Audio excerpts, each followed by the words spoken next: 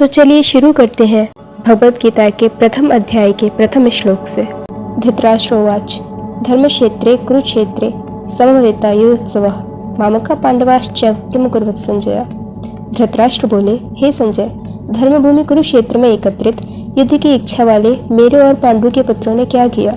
संजय उवाच दृष्ट्वा तो पांडवानीकम व्यूढ़म दुर्योधनस्तदा आचार्यमुपसंगम्य राजा वचनम ब्रवीत।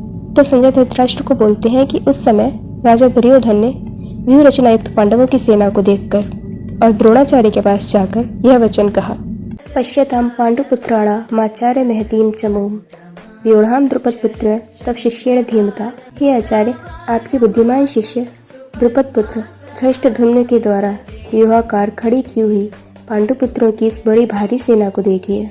अत्र शूरा महेश्वासा भीमार्जुन समायुधि युधानो विराटश्च द्रुपदश्च महारथा धृष्टकेतुश्चेतिकानः काशीराजश्च वीर्यवान् पुरजित कुन्तीभोजश्च शैत्यश्च नरपुङ्गवः युधामन्यश्च विक्रान्त उत्तमाजाश्च वीर्यवान् सुभद्रा द्रौपदेयाश्च सर्व एव महारथा। दुर्योधन कहते हैं, इस युद्ध में भीम तथा अर्जुन के समान अनेकों महान शूरवीर और धनुर्धर है। युधान, विराट और द्रुपद जैसे भी महान योद्धा है। धृष्टकेतु, चेकितान तथा काशीराज जैसे महान शक्तिशाली और पुरजित कुंतीभोज तथा शैब्य जैसे मनुष्य में श्रेष्ठ योद्धा भी है। युधामन्यु जैसे महान पराक्रमी तथा उत्तमौजा जैसे अत्यंत शक्तिशाली सुभद्रा का पुत्र अभिमन्यु और द्रौपदी के पुत्रों सहित ये सभी महान योद्धा हैं। अस्माकं तु विशिष्टा ये तान्यबोध द्विजोत्तम नायका मम सैन्य से संज्ञार्थम तान ब्रवीमिते। पांडवों की तरफ के योद्धाओं के बारे में बताने के बाद दुर्योधन द्रोणाचार्य से कहते हैं, हे ब्राह्मण श्रेष्ठ, अपने पक्ष में जो प्रधान है उनको आप समझ लीजिए। आपकी जानकारी के लिए मेरी सेना के जो सेनापति हैं उनको बतलाता हूँ। भावान भीष्मश्च कर्णश्च कृपश्च समितियंजय अश्वत्थामा विकर्णश्च सौमदत्तिस्तथैव च। आप द्रोणाचार्य, पितामह भीष्म तथा कर्ण और संग्राम विजयी कृपाचार्य, वैसे ही अश्वत्थामा, विकर्ण और सोमदत्त का पुत्र भूरिश्रवा, अन्ये च बहवः शूरा मदर्थे त्यक्त जीविता नाना शस्त्र प्रहरणा सर्वे युद्ध विशारदा। और भी मेरे लिए जीवन की आशा त्याग देने वाले ऐसे बहुत से शूरवीर अनेक प्रकार के अस्त्रों शस्त्रों से सुसज्जित और सबके सब युद्ध में चतुर हैं। अपर्याप्तम तदस्माकं बलम भीष्माभिरक्षितम पर्याप्तम तद्मेतेषां बलम भीमाभिरक्षितम।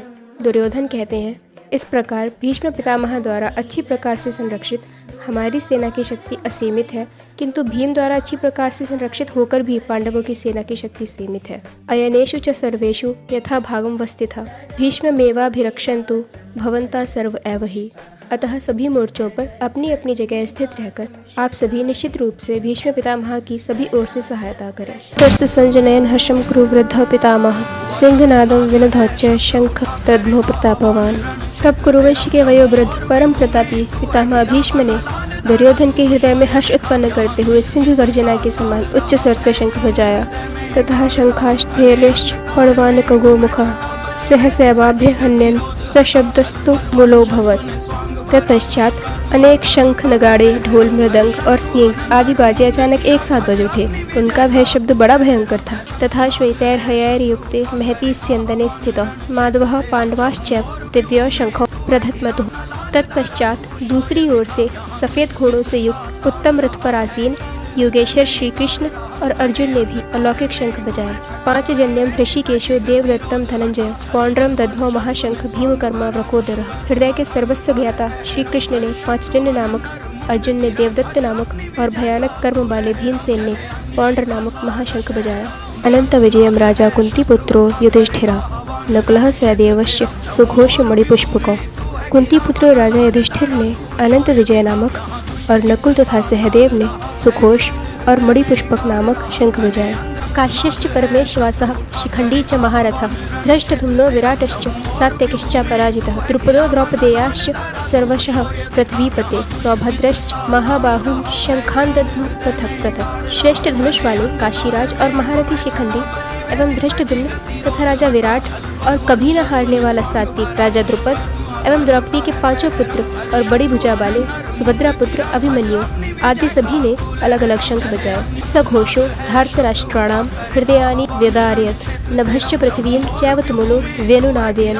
उस भयंकर ध्वनि ने आकाश और पृथ्वी को गुंजायमान करते हुए धृतराष्ट्र के पुत्रों के हृदय में शोक उत्पन्न कर दिया।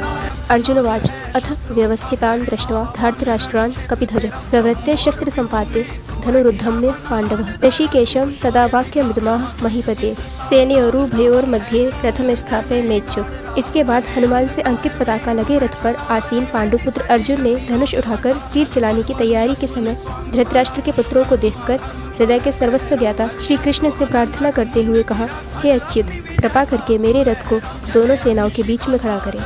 यावदेतान्निरीक्षेऽहं योद्धुकामान् अवस्थितान् कैर्मया सह योद्धव्यमस्मिन् रणसमुद्यमे, जिससे मैं युद्ध भूमि में उपस्थित युद्ध की इच्छा रखने वालों को देख सकूं कि इस युद्ध में मुझे किन किन के साथ युद्ध करना है। योत्स्यमानान् वीक्षेऽहं य एतेऽत्र समागतः धार्तराष्ट्रस्य दुर्बुद्धेर्युद्धे प्रियचिकीर्षवः, मैं उनको भी देख सकूं जो यह राजा लोग यहाँ पर धृतराष्ट्र के दुर्बुद्धि पुत्र दुर्योधन के हित की इच्छा से युद्ध करने के लिए एकत्रित हुए हैं।